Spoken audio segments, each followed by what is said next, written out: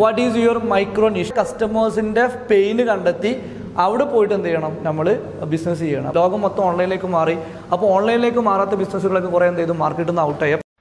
Greenlives Coaching and Training Solution.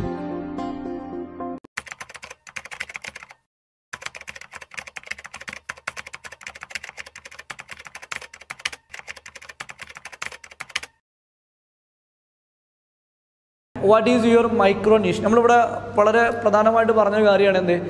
Micro നിഷിൽ business ചെയ്യണം എന്നുള്ളത്. നമുക്ക് ബിസിനസ്സിൽ ഗ്ലോബൽ ലെവലിലേക്ക് പോകണമെന്നുണ്ടെങ്കിൽ നമുക്ക് എന്ത് വേണം? ഒരു നിഷ് ഉണ്ടാവണം.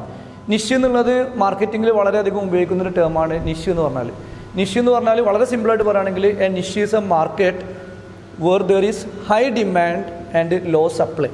നമ്മൾ ബിസിനസ് ചെയ്യുമ്പോൾ നമുക്ക് പ്രോഫിറ്റബിൾ ആവണമെങ്കിൽ, ബിസിനസ് പ്രോഫിറ്റബിൾ ആവണമെങ്കിൽ നമുക്ക് എന്ത് വേണം? ഹൈ ഡിമാൻഡ് ഉണ്ടാവണം മാർക്കറ്റിൽ നമ്മളെ പ്രോഡക്റ്റിന്. ഹൈ ഡിമാൻഡ് ഉണ്ടാവണമെങ്കിൽ എന്ത് ചെയ്യണം? ഓട്ടോമാറ്റിക്കായിട്ട് സപ്ലൈ ലോ ആവണം അല്ലേ? ഒരുപാട് സപ്ലൈ ഉള്ള പ്രോഡക്റ്റിന് എന്തുണ്ടാവില്ല? ഡിമാൻഡ് ഉണ്ടാവില്ല. ഇപ്പോൾ നമ്മുടെ നാട്ടിലൊക്കെ നോക്കിക്കഴിഞ്ഞാൽ നമ്മളിപ്പോൾ മലപ്പുറം ജില്ലയിലോ അല്ലെങ്കിൽ മഞ്ചേരിയിലോ ഒക്കെ പോയി കഴിഞ്ഞാൽ നമുക്ക് കാണാൻ പറ്റും ഒരേ നിഷ് കാറ്റഗറിയിലുള്ള ഒരുപാട് ആളുകൾ ബിസിനസ് ചെയ്യുന്നതുകൊണ്ടാണ് ഇപ്പോൾ നമ്മുടെ നാട്ടിൽ കഴിഞ്ഞ 1.5 കൊല്ലം കൊണ്ട് ഏറ്റവും കൂടുതൽ ആളുകൾ തുടങ്ങിയ ബിസിനസ് ഒരു പക്ഷേ കൂൾ ബാർ ആവാം, അല്ലെങ്കിൽ ഹോട്ടലാവാം, അല്ലെങ്കിൽ റെസ്റ്റോറൻ്റ് ആവാം, ഇല്ലെങ്കിൽ ചപ്പാത്തി കമ്പനി ആവാം, ഇല്ലെങ്കിൽ ടർഫ് ബിസിനസ് ആവാം. ഇതെല്ലാം ഒരേ നിഷാണ്. ഒരാൾ തുടങ്ങി ടർഫ് തുടങ്ങിയപ്പോൾ പിന്നെ എന്ത് ചെയ്യണം? മഞ്ചേരിയിൽ ഫുള്ള് ടർഫ് ചെയ്തു. മഞ്ചേരിയിൽ മാത്രമല്ല മലപ്പുറം ജില്ലയിൽ ഫുള്ള് ടർഫ് ചെയ്യുന്നു. ഇതെന്താണ്? ഇതൊരു നിഷല്ല. എന്നാൽ ക്രിക്കറ്റ് തുടങ്ങുകയാണെങ്കിൽ ഇപ്പോൾ അത് വേറൊരു നിഷാണെന്ന് വിചാരിക്കുക. അല്ലെങ്കിൽ ഒരാളൊരു ഹോട്ടൽ തുടങ്ങി വിജയിച്ച് കഴിഞ്ഞാൽ പിന്നെ ഫുള്ള് എന്താണ്? ഹോട്ടൽ ബിസിനസ്സാണ് അല്ലേ? ഒരാൾ ഒരു പായസം തുടങ്ങി ഒരു പായസം ഹിറ്റായി കഴിഞ്ഞാൽ, ഒരാൾ അവിൽ മിൽക്ക് തുടങ്ങിയിട്ട് ഹിറ്റായി കഴിഞ്ഞാൽ പിന്നെ അതേ അവിൽ മിൽക്ക് കോപ്പി അടിക്കുകയാണ്.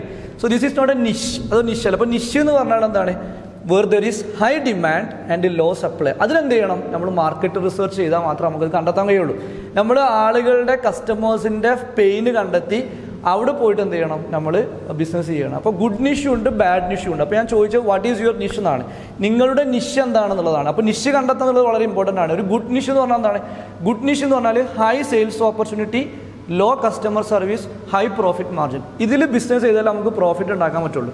ബിസിനസ് പ്രോഫിറ്റബിൾ ബിസിനസ് മോഡൽ ആവണം. നമ്മൾ മാർക്കറ്റിങ്ങും ബ്രാൻഡിങ്ങും തുടങ്ങുന്നതിന് മുമ്പ് എന്താണോ നമ്മുടെ ബിസിനസ് പ്രോഫിറ്റബിൾ ആണെന്നുള്ളത് മോഡൽ ചെക്ക് ചെയ്യണം. പല ബിസിനസ്സുകളും എന്ത് ചെയ്തിട്ടുണ്ട്? കോവിഡിന് ശേഷം ബിസിനസ് മോഡലേ മാറിയിട്ടുണ്ട്. ബിസിനസ് മോഡലിൽ പ്രോഫിറ്റബിൾ അല്ലാതായിട്ടുണ്ട്. നമ്മൾ കഴിഞ്ഞ മാർച്ചിന് ശേഷമുള്ള രീതിയല്ല. കാരണം ബിസിനസ് കംപ്ലീറ്റ് എന്ത് ചെയ്തു?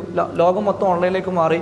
അപ്പോൾ ഓൺലൈനിലേക്ക് മാറാത്ത ബിസിനസ്സുകളൊക്കെ കുറേ എന്ത് ചെയ്തു? മാർക്കറ്റിൽ നിന്ന് ഔട്ടായി. അപ്പോൾ നമ്മളുടെ നിഷ് ഗുഡ് ആണോ എന്ന് നമ്മൾ ചെക്ക് ചെയ്യണം. അപ്പോൾ ഗുഡ് എന്ന് പറഞ്ഞാൽ എന്താണ്? ഹൈ സെയിൽസ് ഓപ്പർച്യൂണിറ്റി ഉണ്ടാകും.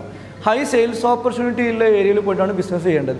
എന്നാൽ കസ്റ്റമർ സർവീസ് കുറയണം. കസ്റ്റമർ സർവീസ് കൊടുക്കേണ്ടെന്നല്ല, കസ്റ്റമർ സർവീസ് കൂടിക്കഴിഞ്ഞാൽ പ്രോഫിറ്റ് ഉണ്ടാവില്ല. ഒപ്പം എന്ത് വേണം? ഹൈ പ്രോഫിറ്റ് മാർജിൻ ഉണ്ടാവണം. ഇതാണ് ആക്ച്വലി ഗുഡ് നിഷ് എന്ന് പറഞ്ഞാൽ. എന്നാൽ ബാഡ് നിഷ് എന്ന് പറഞ്ഞാൽ എന്താ? നേരെ ഓപ്പോസിറ്റ് ആണ്. ബാഡ് നിഷ് എന്ന് പറഞ്ഞാൽ low sales opportunity, high customer service, low profit margin. അതിൽ ബിസിനസ് ചെയ്ത് കഴിഞ്ഞാൽ നമുക്കൊന്നുണ്ടാവില്ല. നമ്മൾ ബിസിനസ് വർഷങ്ങളങ്ങനെ കഴിഞ്ഞു പോകുന്നില്ലാതെ നമുക്കൊന്നുണ്ടാവില്ല, പ്രോഫിറ്റ് ഉണ്ടാവില്ല. അപ്പോൾ എന്താണ് നിങ്ങളുടെ നിഷ് കണ്ടെത്തുക എന്നുള്ളതാണ്. അതിൽ തന്നെ ടോപ്പ് 10 പ്രൊമോട്ട് ചെയ്യുന്നത് എന്താണ്? മൈക്രോ നിഷ് കാറ്റഗറിയാണ്. മൈക്രോ നിഷ് ബിസിനസ് ചെയ്യുക എന്നുള്ളതാണ്. മൈക്രോ നിഷ് കാറ്റഗറിയിൽ നിന്ന് എന്ത് ചെയ്യുക? 1000 ബ്രാൻഡുകൾ ഉണ്ടാവുക എന്നുള്ളതാണ്. അല്ലാതെ അങ്ങനെ ആകുമ്പോഴല്ലോ ഗ്ലോബൽ ലെവലിലേക്ക് പോകാൻ പറ്റുള്ളൂ. നമ്മുടെ നിഷ് ഇപ്പോൾ ഫോർ എക്സാമ്പിൾ ഞാൻ കഴിഞ്ഞ പ്രാവശ്യം പറഞ്ഞു, ഇപ്പോൾ ഞാനൊരു ജിം ട്രെയിനർ ആണെന്ന് പറയുന്നത് എന്താണ്? അതൊരു നിഷല്ല. കാരണം ജിം ട്രെയിനേഴ്സ് കുറേ ആൾക്കാരുണ്ട് മഞ്ചേരിയിൽ.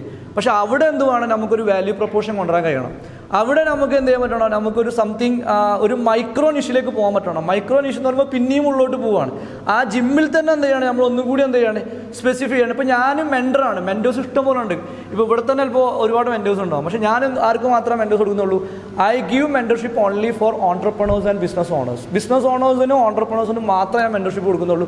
അത് തന്നെ എന്താണ്? എല്ലാ ബിസിനസ് ഓണേഴ്സും എല്ലാം MSME കാറ്റഗറിയാണ്. മൈക്രോ സ്മോൾ മീഡിയം ഓൺട്രപ്രണേഴ്സ് ആണ്. ഇപ്പോൾ ഞാൻ ഫോക്കസ് ചെയ്യുന്നത് റണ്ണിങ് ബിസിനസ് ചെയ്യുന്ന ആൾക്ക് മാത്രമേ കൊടുക്കാൻ ഉദ്ദേശിക്കുന്നുള്ളൂ.